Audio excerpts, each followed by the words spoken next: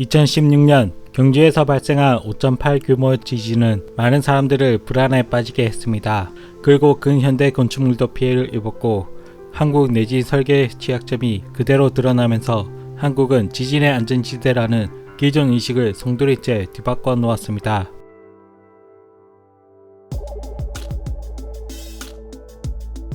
그런데 옛 기록을 보면 신라에는 지진이 수백 번 발생했습니다. 특히 779년 발생한 경주 지진은 한반도 역사상 세 번째로 강력한 지진으로 추정될 정도이죠.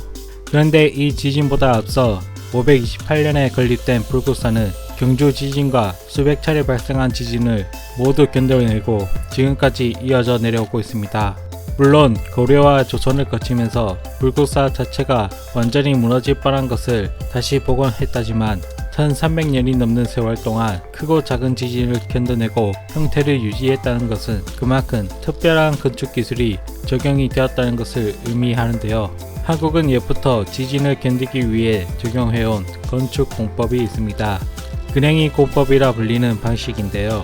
이 공법이 신라를 더 특별하게 하는 이유는 주로 신라에서 찾아볼 수 있으며 다른 지역에서는 극히 보기 드물기 때문입니다. 불국사 건물 구조를 보면 하단에 자연석을 쌓고 그 위에 장대석을 깐 다음에 불국사를 세웠습니다.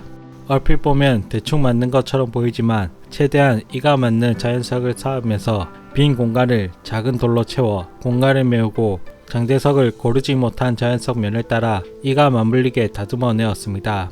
이렇게 함으로써 지진이 발생했을 때 자연석 부분은 서로 더 치밀하게 물리게 되고 자연석 사이에 끼워 넣은 작은 돌들이 마치 작은 톱니바퀴 마냥 큰 돌들 사이에 생긴 빈 공간을 채우면서 돌 사이를 결착시키고 견고한 지지대 역할을 합니다.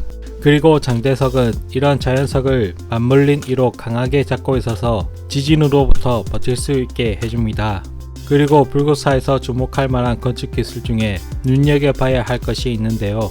그것은 백운교와 청운교에 가려져 있는 쌍홍해입니다. 흔히 아치라고 부르는 아치 구조는 동서양을 막론하고 공통적으로 보이는 건축 기술입니다. 그러나 서양의 경우 고대부터 아치를 적극 활용한 거대 구조물, 건축물을 만들어 왔지만 동양의 경우 서양에 비해 다소 소극적으로 활용해 왔습니다.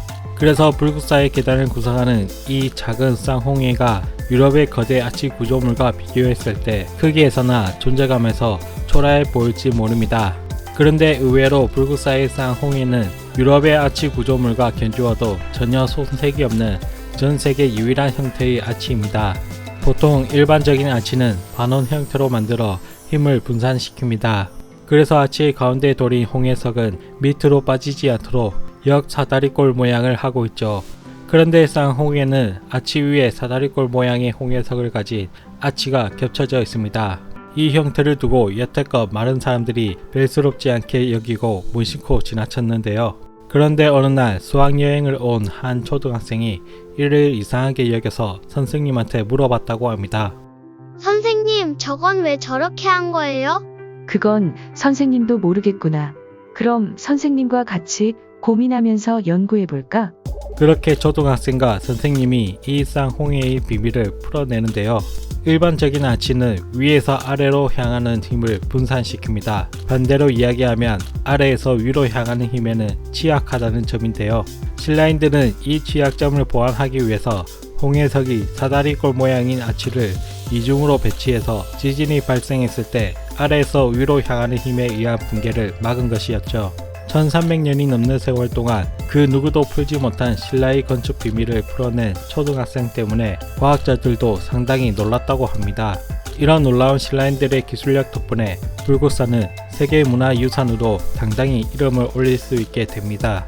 한때 불국사는 수학여행지 1순위로 손꼽히는 유적지였지만 최근에는 많은 학교들이 해외나 대도시, 관광지를 수학여행지로 선택하고 있는데요.